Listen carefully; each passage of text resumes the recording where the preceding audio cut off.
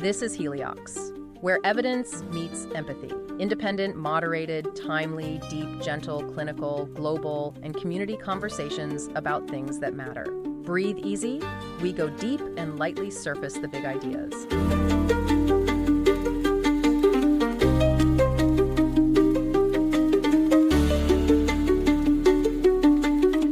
I want you to imagine, like right now, that you're standing in a forest in Vancouver, British Columbia. Oh, gorgeous area. Yeah, you're right in the heart of the Pacific Northwest.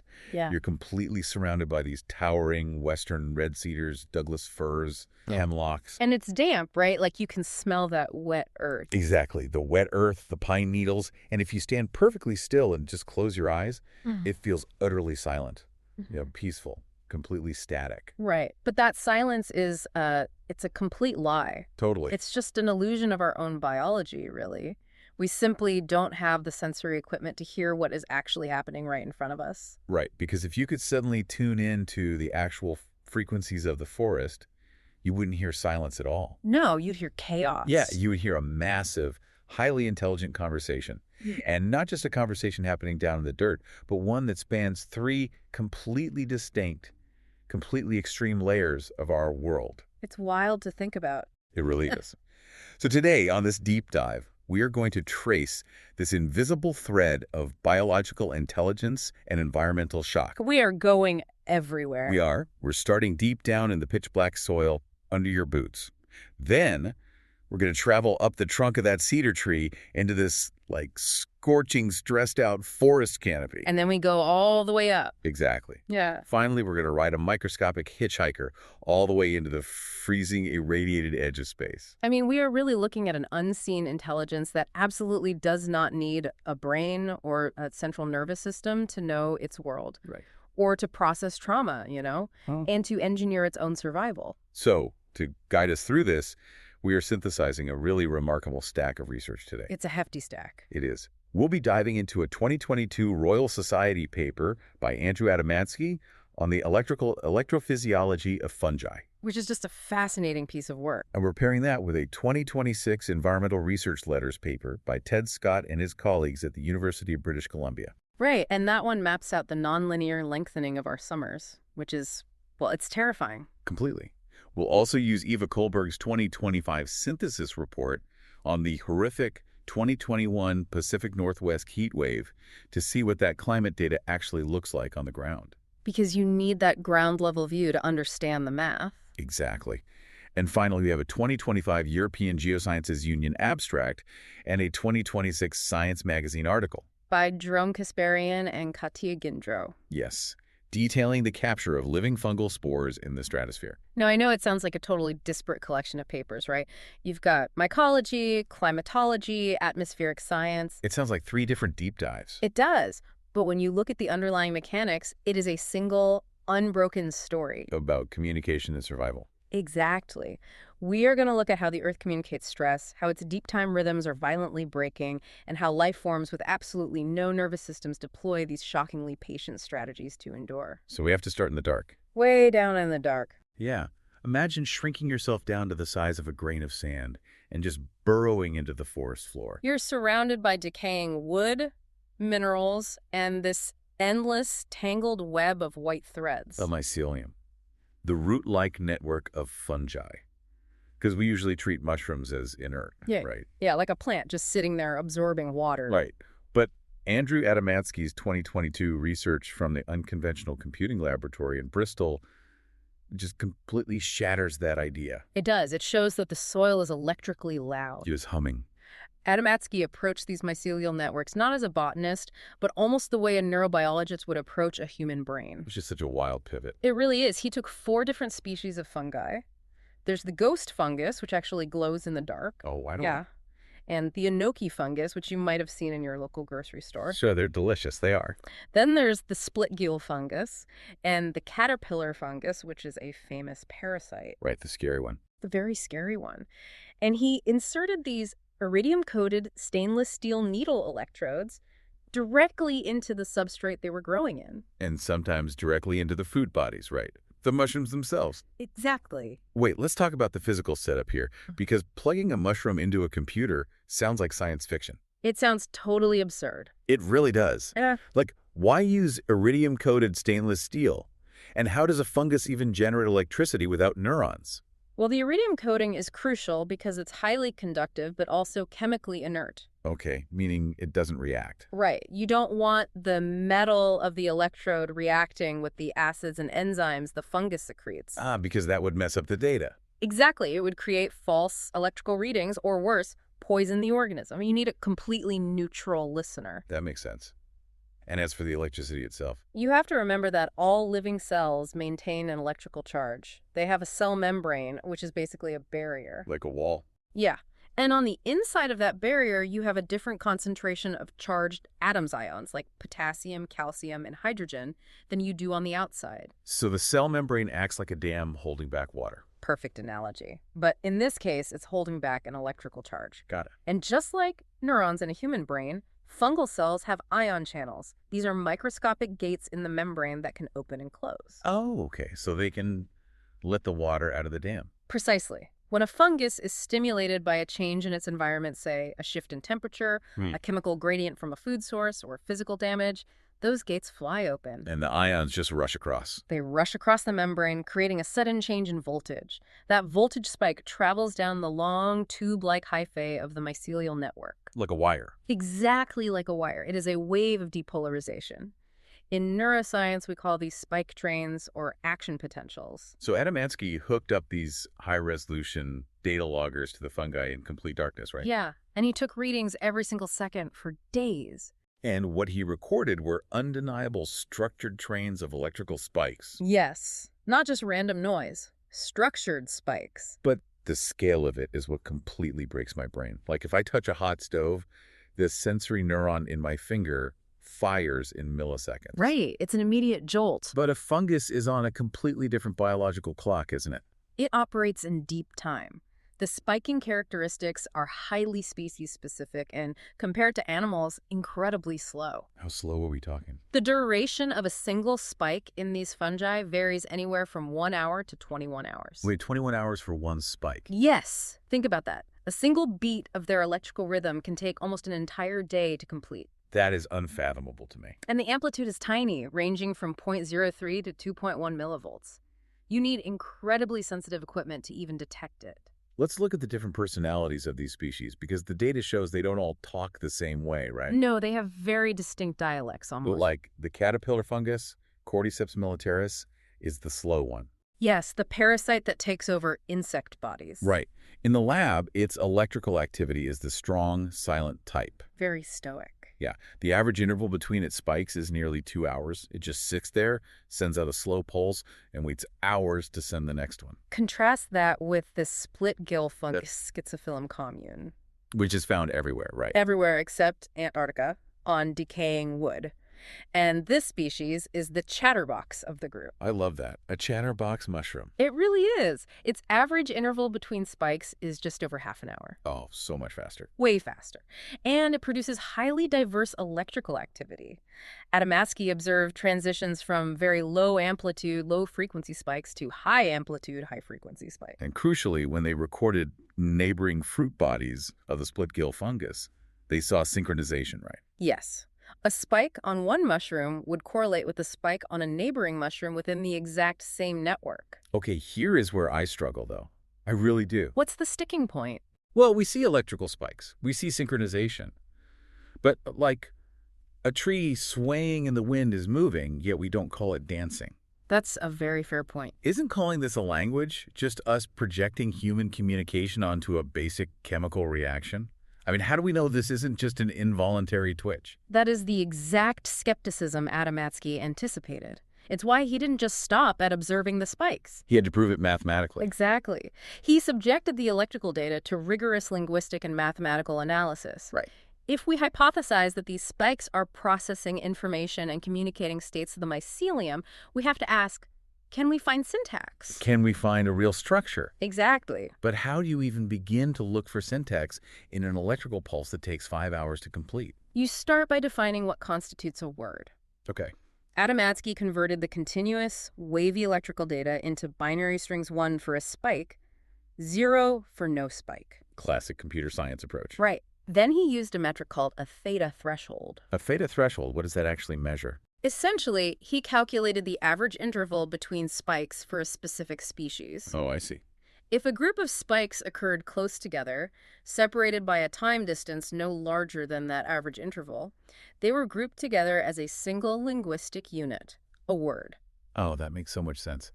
It's like listening to someone speak a language you don't understand. Yes. You don't know the vocabulary, but you can hear the pauses, the physical breath between clusters of syllables. Exactly. And those pauses tell you where one thought ends and the next begins. That is a perfect way to visualize it.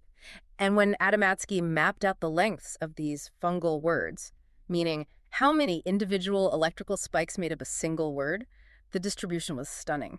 What did it look like? The structural distribution of fungal word lengths perfectly matched the distribution of word lengths in human languages. Wait, really? Like human languages specifically? Specifically, English and Swedish. That is unsettling in the best possible way. I know, it gives you goosebumps. But matching word length isn't enough to prove it's a language. Right, because a random number generator could occasionally spit out clusters that look like words. Exactly. He had to measure the actual algorithmic complexity of the communication. And how did he do that? He used Lempelsiv complexity, or LZ complexity, along with Shannon entropy. Okay, let me make sure I am wrapping my head around LZ complexity, because I've seen that term in computer science. It's very common there. It's the math behind how we compress files, right? Like making a ZIP file on a laptop. Yes, the Lempelsiv algorithm is the absolute foundation of file compression. It measures how repetitive a sequence of data is. Okay.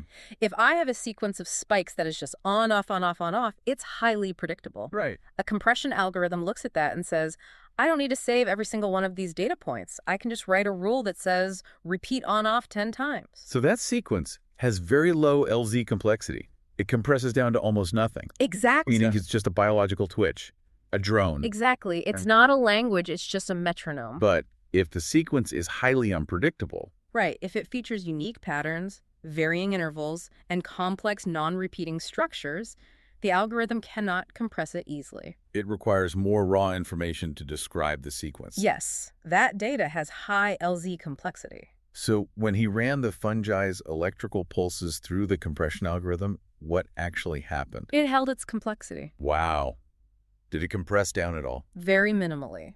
The spiking events firmly rule out mere randomness or simple, repetitive pulsing. Which species was the most complex? The split-gill fungus generated the most complex sentences. The chatterbox. The chatterbox. The caterpillar fungus was right below it. This suggests that these organisms are transmitting information with a morphological complexity that rivals, and in some narrow mathematical metrics, exceeds certain human dialects. It is a profound level of biological intelligence. So if they are talking, the obvious question is, what are they talking about? Survival? Right. Based on the sources, it seems entirely tied to the state of their environment. Yes, they are constantly monitoring. If a hyphal thread finds a rich source of decaying wood, it needs to tell the rest of the network to shift its resources and grow in that direction. Exactly. But more importantly, it communicates danger. If a roof is clipped, or if a drought suddenly begins, they broadcast it. I like to think of this as the empathy of consensus. The empathy of consensus. Break down how you see that operating in the soil. Well, think about how our human bodies handle pain. Okay. If you touch a hot stove, your finger sends a sharp pain signal directly up your arm, straight into your brain. Right. Your brain, sitting in its centralized throne room, issues a command. Pull the arm back. It's a dictatorship. That's a great way to put it. But a fungus has no brain. It is a vast, decentralized web. There is no central processing unit. Exactly. So when a patch of mycelium encounters a stressor, say, the soil temperature spikes and begins desiccating when it opens those ion channels? It fires off the spike train. Right. It sends these complex electrical words pulsing through the network. And because there is no central brain to make an executive decision, the entire network has to receive the signal. They all have to process it. The whole network has to feel the stress and arrive at a response together. It's an empathy born of consensus. I love that phrase. They physically share the physiological state of trauma, so the collective can shift its water resources or alter its growth patterns to adapt. And right now, adapt they must.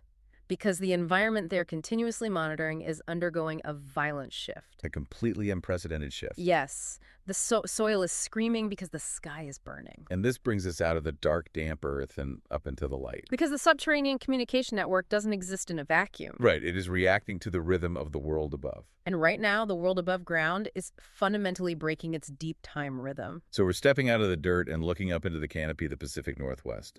The fungi are sending out stress signals about heat and desiccation. Why?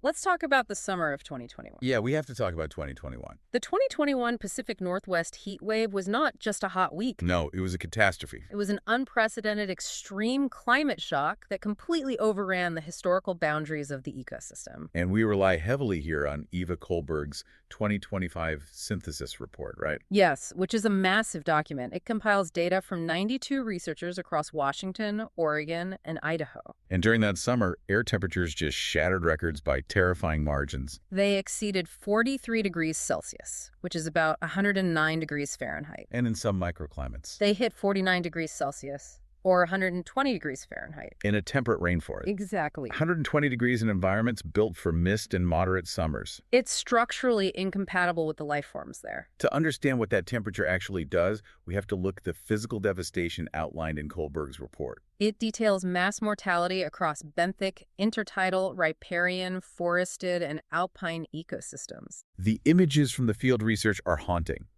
Like you had vast stretches of the Washington coast where the water retreated during low tide. And the sun just hit those mudflats. Yeah, and the shellfish simply boiled inside their shells. It's a horrible image. The report actually includes a photo from researcher Rana Brown showing a beach completely littered with open, empty, heat-stressed clams. It is literally a mass grave. And then you look up from the beach into the forests, and you see widespread canopy scorch. Entire stands of western red cedar, western hemlock, and Sitka spruce. Where the needles just flash fried. Yeah, turning a sickly rust-red color basically overnight. It was a profound thermal shock. To analyze why certain organisms died and others survived, Kohlberg's team utilized a climate change vulnerability framework. Which is a crucial biological concept. It really is. It breaks down an organism's risk into 3 interacting components: exposure, sensitivity, and adaptive capacity. Let's walk through those because it explains the mechanics of survival on a micro level. First is exposure. Exposure is the raw physical reality of the threat. How much of the extreme heat did the organism actually experience? And what did the data show? What it showed was that exposure varied wildly, even within a few square meters of the exact same ecosystem. Wow, really? Yes.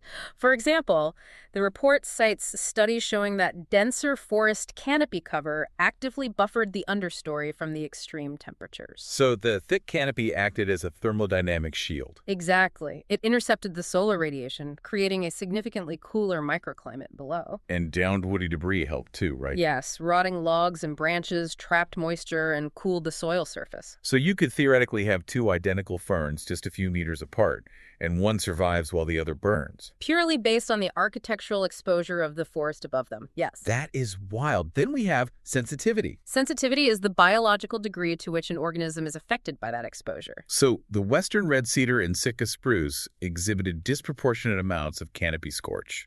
Right, meaning their cellular structures were highly sensitive to those specific temperature thresholds. And sensitivity also varied based on the tree's phenological stage, didn't it? That was a huge factor. The researchers tracked the seasonal life cycle of the trees.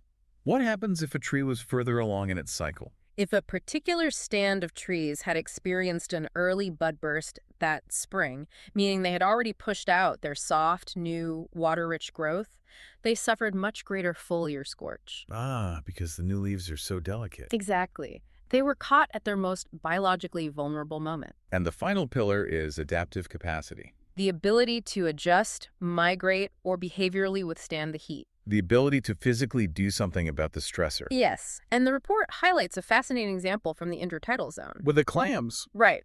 While millions of shellfish suffered mass mortality, the butter clams fared much better. Why did they survive when the others boiled? Because their natural evolutionary behavior is to burrow deeper into the mud than other co-occurring bivalve species. Oh, that makes sense. That behavioral trait, their adaptive capacity, allowed them to physically escape the highest temperatures of the surface mud during the low tides. And this leads to something incredible that we see happening in the canopy itself. Because the trees obviously can't burrow into the mud. No, they are locked in place. They are completely stationary. So when the heat wave hits, they deploy what I think of as the empathy of self-soothing. I like that. The trees begin to sweat a volatile organic compound called isoprene. Isoprene aerosolization. This is a critical defensive mechanism. How does it start? When a tree like a western red cedar is pushed into thermal shock, the extreme heat starts damaging the thylakoid membranes inside its chloroplast. The very engines of photosynthesis. Right. So to stop its cellular machinery from melting down, the tree synthesizes and releases massive amounts of isoprene gas from its stomata, the pores on its needles. And what does the isoprene actually do? Inside the leaf, it acts as an antioxidant, stabilizing the cell membranes against heat degradation. Okay, but what about when it leaves the leaf? When it exhales that isoprene into the atmosphere, it reacts with the air. It oxidizes, reacting with ozone and hydroxyl radicals to form secondary organic aerosols. And those aerosols do something visible, right? Yes. These microscopic particles scatter sunlight, specifically the shorter blue wavelengths of light. Which creates a literal blue haze over the forest. Exactly. It's incredible. The forest is literally exhaling its own shade. It is a biological SOS. It's altering the atmospheric chemistry directly above the canopy to shield itself from a sun it no longer recognizes. It is a desperate measure to balance a broken rhythm, but it requires an enormous amount of metabolic energy. So the tree can only keep that up for so long. Right, it's not a permanent fix. Which brings up a terrifying question.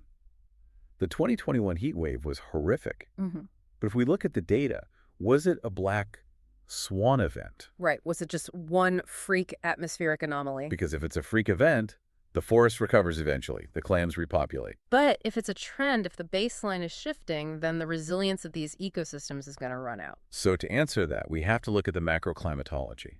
We turn to the 2026 paper by Ted Scott and his colleagues at UBC. And their data definitively proves this is not a freak event. Not at all. It is a systemic, accelerating shift in the fundamental architecture of our seasons.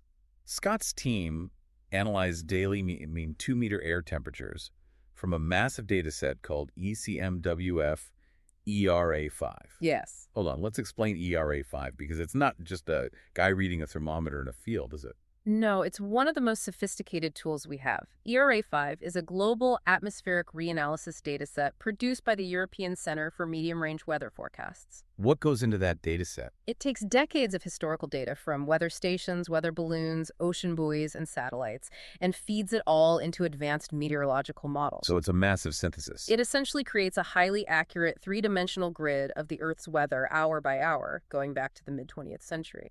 And Scott's team used this dataset, covering the years 1961 to 2024. To identify the exact annual timing of summer onset and withdrawal across the global mid-latitudes. But to find those exact dates, they didn't just look at when it felt hot, right? No, they used something called Fourier series analysis. Okay, my understanding of Fourier transforms is mostly in audio processing. That's where most people encounter it. Like taking a messy sound wave and breaking it down into its pure underlying frequencies. How does that apply to a calendar year of temperature data? It's the exact same mathematical principle. Daily temperature data is incredibly noisy. Like static. Exactly. You might have a random cold snap in June or a bizarre heat wave in October. If you just draw a line through the daily averages, it looks like a jagged heart monitor. So how did previous studies handle that? Previous climate studies often used simple polynomial smoothing to average that out. But that creates problems. It can distort the exact timing of seasonal shifts, especially in higher latitudes where the changes are stark. So what does a Fourier series analysis do differently? A Fourier series analysis takes that jagged, messy, year-long temperature graph and breaks it down into a smooth underlying sine wave. It captures the true mathematical rhythm of the year. Exactly. So by finding that pure sine wave, they can pinpoint the exact mathematical intersection where the wave crosses the threshold into summer. And the exact day it drops back down into fall. Stripping away the noise of random daily weather. Precisely. And what that Fourier analysis revealed is staggering. What were the numbers? From 1990 to 2023, the global mid-latitude summer length increased by 5 to 7 days per decade across inland areas. Wow. And they found similarly robust increases over the oceans and coastal margins. Let's do the math on that. 5 to 7 days per decade. Yes. Since 1990, we've added roughly 20 days to our summer. That is almost 3 full weeks of summer-like conditions that simply did not exist 30 years ago. That is deeply unsettling. Yes, and the most crucial finding in the paper is the acceleration. It's getting faster. Prior to 2012, earlier studies reported that the trend on land was an increase of about 4 days per decade. Oh, wow. So the rate at which summer is expanding is actively speeding up. Exactly. When you look at specific urban areas highlighted in the study, the numbers jump even higher. Like where? Minneapolis is gaining 9.3 days of summer per decade. Jeez. Sydney, Australia is gaining a massive 14.8 days per decade. That means in Sydney, the summer season is growing by nearly a day and a half every single year. That fundamentally alters how cities manage power grids, how agriculture plans harvests, everything. But it's not just that the summers are wider on the calendar. It's It's how intense the heat is getting during those extra weeks. this is where we have to talk about the physical mechanism of accumulated heat. Right. The researchers calculated cumulative summer heat stress. This isn't just taking an average temperature. It's more comprehensive than that. This is calculating the area under the curve. It measures how many degrees above the summer threshold temperature are experienced, multiplied by how many days that heat persists over the entire season. Because as the overall temperature profile shifts upward, you don't just get more days of summer. Right. The days you already had get significantly hotter. It is a nonlinear accumulation. The stress compounds. It's the difference between holding a 10-pound weight for a minute versus holding a 10-pound weight for an hour. That's a brilliant way to put it. The weight didn't change, but the accumulated stress on your muscle causes failure. Precisely. And the findings show that for northern hemisphere land masses, accumulated heat is growing at 44 degrees Celsius days per decade since 1990. Is that a lot? To put the severity of that in perspective, during the baseline period from 1961 to 1990, accumulated heat was only growing at 14 degrees Celsius days per decade. Oh my God. It is currently increasing more than 3 times as fast as the historical baseline. 3 times as fast.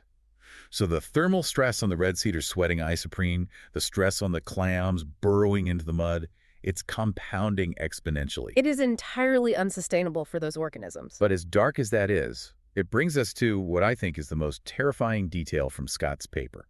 It's not the length, and it's not the peak heat. No, it's the abrupt transition. It's the speed at which we are slamming into these seasons. The steepening of the temperature gradient. This is a critical finding. Explain the gradient steepening. It's not just that summer starts earlier and ends later. It's that the actual slope of the temperature change at the moment of onset and withdrawal is becoming almost vertical. Like hitting a wall of heat. Exactly. The statistical data shows temperatures are rising and falling much more rapidly at the boundaries of the season. Think about the biological necessity of acclimatization. Right. I like to think of it like a runner. If you are going to run a marathon, you don't just jump out of bed and instantly sprint at a 6-minute mile pace. You'd collapse. Your heart would pound, you'd flood your muscles with lactic acid, and you would tear a hamstring. You need a warm-up. The body needs to adjust. The human body and the ecological body needs the shoulder seasons, spring and fall, to warm up. The sap needs to rise slowly. Right. Animals need cues to shed winter coats. Cellular structures need time to harden against the incoming heat. But Scott's paper shows the shoulder seasons are vanishing. We are forcing the ecosystem to sprint without a warm-up. And Kohlberg's synthesis report gives us the exact physical consequence of that vanishing act. What happens on the ground? When organisms are forced into summer conditions without the transition period, they experience catastrophic system failure. Like the seedlings in Idaho. Yes, the report highlights the Coeur d'Alene tribe's forestry program in Idaho. They are engaged in vital reforestation efforts. But in 2021? In 2021, they lost 85% of their planted seedlings. 85%. That is devastating. The report attributes this to the compounding impacts of the heat wave arriving on top of a chronic drought. The seedlings simply had no time to establish the deep root systems necessary to handle an instantaneous thermal shock of that magnitude. It is a squeezed breath. The forest is suffocating because the rhythm is broken. So let's step back and look at the whole picture we've painted so far. Okay, let's recap. Down in the pitch black soil, The fungi are pulsing with highly complex electrical signals, sensing the rapidly drying Earth, communicating the stress of a changing baseline across vast distances. Up above, the canopy is scorching. The trees are sweating blue haze to self-soothe. The seedlings are dying because the shoulder seasons have vanished and summer is arriving like a hammer. If you are an ancient, intelligent organism that is physically locked into the Earth, if you cannot run away from the heat, what do? You deploy the ultimate long game strategy. What is it? You abandon the ground entirely. You look to the sky. You send your offspring to the edge of space to wait it out. Let's move to the third layer. We are going into the stratosphere. We are drawing now from a brilliant 2025 abstract presented at the European Geosciences Union by atmospheric physicist Jerome Kasparian and mycologist Katya Gindro. Along with the subsequent 2026 feature in Science magazine. They set out to answer a seemingly impossible question. Could fungal spores, the microscopic reproductive survival capsules of fungi, be airported not just across a forest, but into the stratosphere? And what I love about this research is how they proved it. Oh, it's the best part. They didn't wait for a $1 billion NASA grant or time on a specialized satellite. They went full MacGyver. They absolutely did. The Meteorological Service launches weather balloons twice a day from Payern to gather basic atmospheric data. Right. Kasparian and his team realized they could piggyback their experiment on these routine flights, but the Meteorological Service gave them a strict weight limit. What was the limit? The payload had to be under 2 kilograms. So Kasparian literally rescued discarded polystyrene boxes, styrofoam coolers from his university's biochemistry department trash pile. They built a space probe out of garbage. It is the pinnacle of resourceful science. He outfitted these styrofoam boxes with a barometric altimeter to measure air pressure. And some basic electronics, right? Yes, and an Arduino Uno microcontroller, which is a cheap, open-source computer board. And what was inside the box? Inside the box, he engineered a rotating arm sampler driven by servo motors. Huh? It's essentially a spinning apparatus holding 4 small sticks, and those sticks are coated in petroleum jelly. Wait, I have to pause here. Petroleum jelly, Vaseline. Yes. You're building a high-altitude atmospheric sampler, and you're using petroleum jelly. It sounds like a prank. It sounds absurd, but it's actually a highly effective standard technique in aerobiology. Really? Why? When you are trying to capture microscopic particles out of thin air, especially at high altitudes where wind speeds are extreme, you need a capture medium that is incredibly sticky but also biologically inert. Oh, I see. You don't want a chemical adhesive that will destroy the DNA or the cell wall of the spore upon impact. So petroleum jelly is perfect. Exactly. It's viscous enough to catch and hold a spore impacting it at high velocity, and it won't chemically degrade the biological material. Okay, so how does the actual flight sequence work? Because they only want to sample the stratosphere, not the regular air near the ground. The Arduino is connected to the high-pressure sensor. As the weather balloon ascends through the troposphere, the box remains completely sealed. So no contamination from ground air. Right. When the altimeter registers exactly 12,000 meters, which is the lower boundary of the stratosphere, the Arduino triggers the servo motors. And the box opens. It opens 2 small ports on the top and bottom of the styrofoam box. The thin stratospheric air flows through the chamber. The petroleum jelly sticks spin to maximize surface area contact. And they collect whatever happens to be floating up there. Exactly. And then it keeps going up. Wait. The balloon ascends to about 35,000 meters. That is over 114,000 feet. For context, commercial jets fly at around 35,000 feet. Right. This balloon is 3 times higher than a 747. At that altitude, the atmospheric pressure drops so low that the helium gas inside the balloon expands until the balloon physically bursts. And what happens to the box? The balloon bursts and a small parachute deploys to bring the box back down. But the ports are still open. No, crucially, as it descends, the Arduino senses the pressure rising again. When it drops back down to 12,000 meters, it slams the port shut and locks the box. Oh, that's brilliant. This prevents any contamination from the lower atmosphere on the way down. Yes. And to be absolutely sure the results were valid, they also flew a completely sealed control box that never opened during the flight. Just to prove their pre-launch sterilization techniques worked. Exactly. They sterilized everything in a clean room with UVC light before launch. So when the box finally landed in a field or a forest, how did they find it? They used a custom mobile app linked to a GPS tracker to hike out and recover the payload. Okay, so they recover the box, But let's talk about the physical reality of what those open ports were exposed to at 35,000 meters. It's brutal. Because the stratosphere is not a place meant for life. It is fundamentally hostile. It is an extreme environment that challenges our basic definitions of habitability. Tell me about the temperature. At 35,000 meters, the ambient temperature is around negative 63 degrees Celsius. And the pressure. The atmospheric pressure is a near vacuum, a tiny fraction of what we experience at sea level. Any moisture is instantly freeze-dried. And worse than the cold in the vacuum is the radiation. The radiation is the real fuel. Right, because they are flying above the protective bulk of the ozone layer. Yes, so anything inside that box, anything floating in that air, is getting blasted by unshielded shortwave ultraviolet radiation from the sun. UVC radiation literally shreds DNA. It absolutely shreds it. It causes the chemical bonds in the DNA double helix to break and fuse together incorrectly. Creating pyrimidine dimers, right? Yes, which makes cellular replication impossible. It is basically a microwave inside a deep freeze. It should be an instant death zone for any biological organism. It should be a death zone. But fungi are unparalleled masters of structural and chemical resistance. So what did they find? The researchers ran 5 of these test flights between October 2023 and June 2024.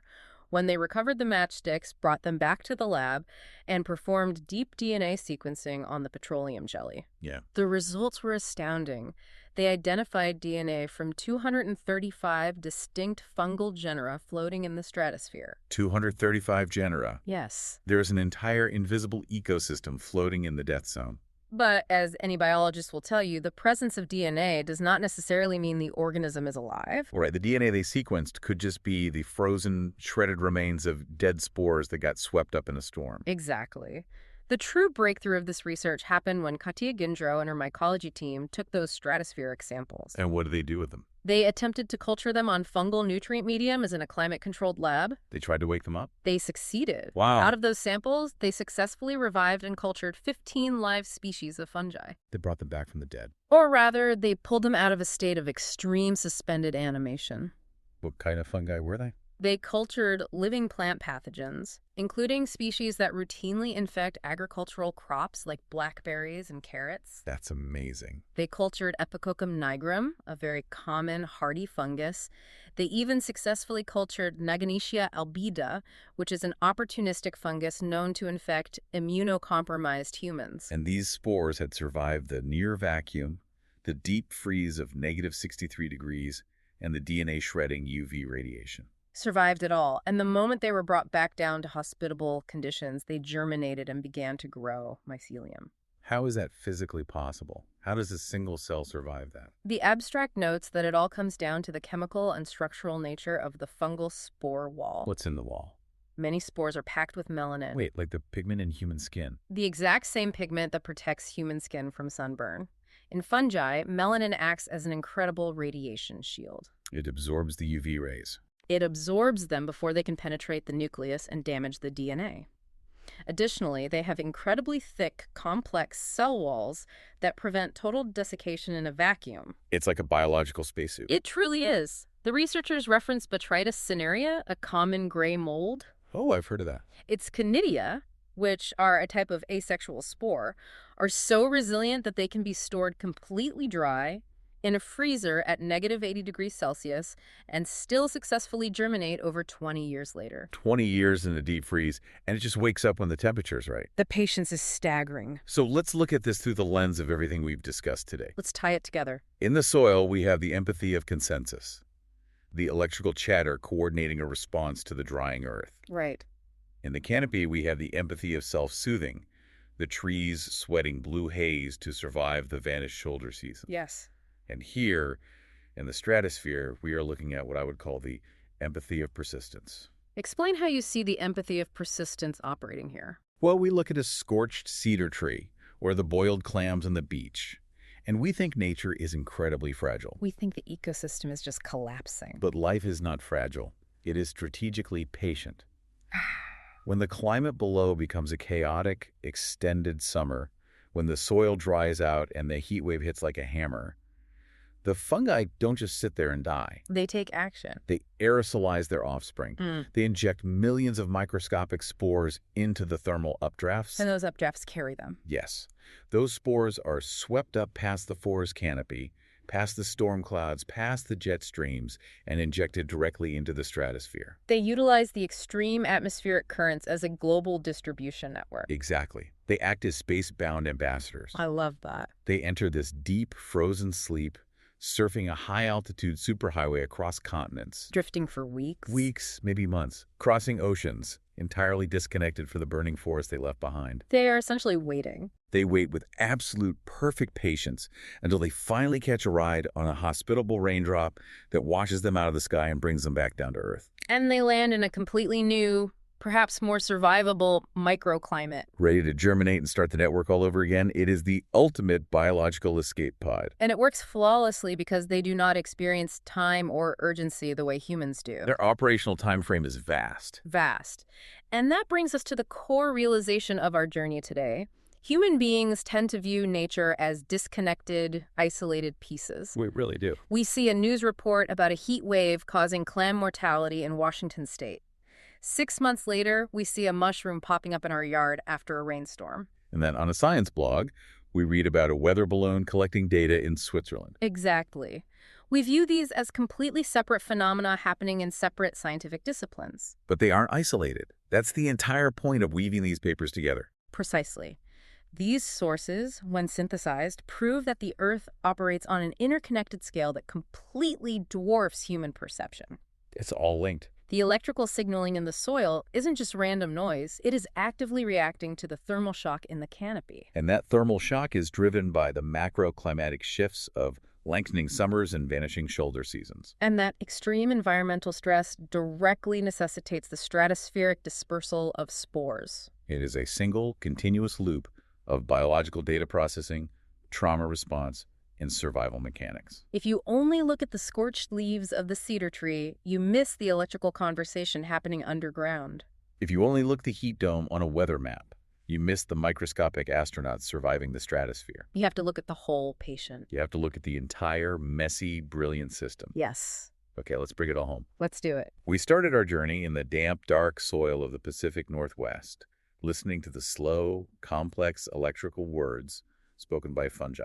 A subterranean internet sensing the Earth and coordinating survival through consensus. Then we traveled up into the forest canopy, feeling the squeezed breath of the 2021 heat wave. Unpacking the mathematical reality, showing how our summers are abruptly rewriting the rules of survival, growing longer, hotter, and arriving without warning. And finally, we ascended to the frozen, irradiated edge of space. Discovering that patient spores hitchhike across the globe on atmospheric superhighways. Utilizing extreme resilience to wait for their chance to start again. It is a profound testament to the hidden architecture of life on Earth. It really is. The intelligence of the unseen isn't just about individual survival. It's about interconnectedness across entirely different scales of reality. From the electrical hum in the dirt, to the chemical haze in the sky, to the spores touching the stars, everything is trying to hold the line for everything else. It really is.